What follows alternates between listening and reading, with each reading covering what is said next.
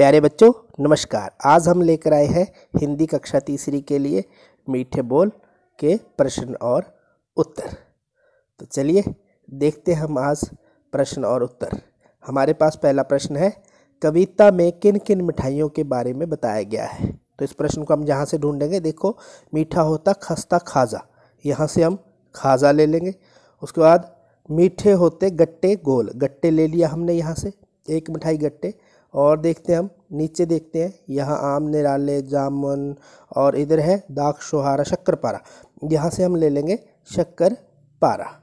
उसके बाद आगे देखते हैं, मीठी होती पुआ सुहारी, यहाँ से हम पुआ ले लेंगे और सुहारी भी ले लेंगे। Very good. उसके बाद है मीठी होती कुसली न्यारी, कुसली शब्द भी है हमारे पास, कुचली ले लेंगे, यहाँ पर मिठाई है। उसके बाद है रसगुल्ला। तो लीजिए हमारे पास ये मिठाइयाँ आ गई। तो इसका उत्तर कैसे लिखेंगे हम, चलिए देखते हैं। तो यहाँ पर है, हम उत्तर लिखेंगे इसका। सबसे पहले लिखेंगे खाजा, गट्टे, शक्करपारा, पुआ, सुहारी, कुसली, रसगुल्ला। ये हो जाएंगे हमारा प्रश्न पहला। दूसरा क्या है, सबसे मीठा किसे बताया गया है और क्यों। चलिए इसका प्रश्न हम यहाँ से ढूंढेंगे। मीठा होता खस्ता खाजा, मीठा होता हलवा ताज़ा, मीठे होते गट्टे गोल, सबसे मीठे मीठे बोल। यहाँ पर सबसे मीठे मीठे बोल, तो सबसे मीठा किसे कहा गया है, मीठे बोलों को। चलिए इसका उत्तर यहाँ पर लिखते हैं। तो उत्तर है सबसे मीठा मीठे बोलों को बताया गया है, क्योंकि इससे किसी का भी मन जीता जा सकता है। अगला प्रश्न है, आम को निराला क्यों कहा है। तो आम को निराला क्यों कहा है, चलिए इसका उत्तर देखते हैं। क्योंकि आम फलों का राजा होता है, इसलिए उसे निराला कहा गया है। चलिए आगे देखते हैं बच्चों, आपकी बात। आपको कौन कौन से फल मीठे लगते हैं, उनका नाम आपने यहाँ पर लिखना है, जो जो फल आपको मीठे लगते हैं। उसके बाद है, यदि हम मीठा बोलना शुरू कर दें तो क्या होगा।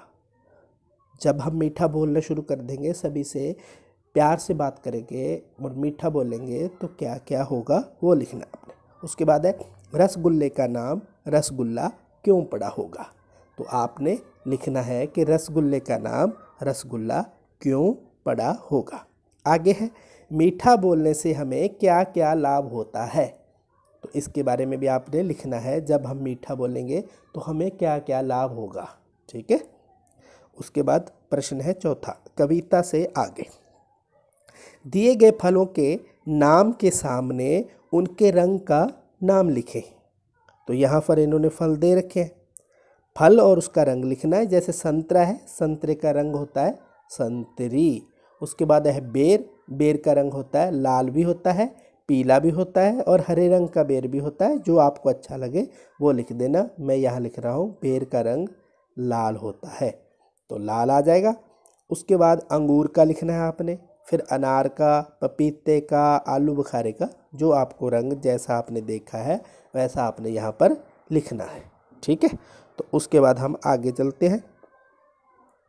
आगे हमारे पास है, मीठा होता हलवा ताज़ा, हलवा किन किन चीज़ों से बनाया जा सकता है। ठीक है। तो आपने सभी ने खाया होगा, तो हलवा बनाने के लिए हमें क्या किन चीज़ों की ज़रूरत पड़ेगी वो यहाँ पर लिखेंगे। सबसे पहले हम यहाँ पर लिखेंगे गेहूं का आटा।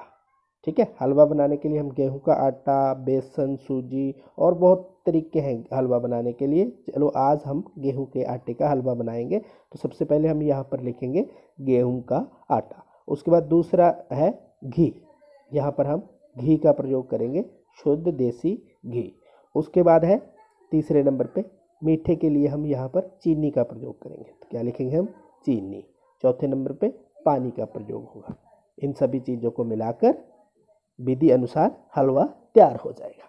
उसके बाद अगला है, मीठे होते गन्ने गोल, गन्ने से क्या क्या चीज़ें बनती है। तो हमने यहाँ पर बताना है गन्ने से क्या क्या बनता है। चीनी बनती है, शक्कर बनता है, गुड़ बनता है। ये सभी चीज़ें आपने यहाँ पर चार चीज़ें ऐसी लिखनी है जिससे हम गन्ने से प्राप्त करते हैं, गन्ने से बनाई जाती है।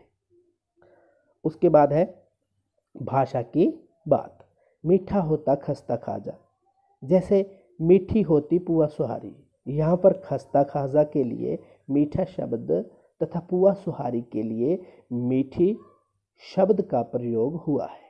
नीचे कुछ शब्द दिए गए हैं, इन्हें भी इसी तरह से प्रयोग करके लिखें। जैसे लिख रखा है यहाँ पीला कपड़ा, पीली पैंट।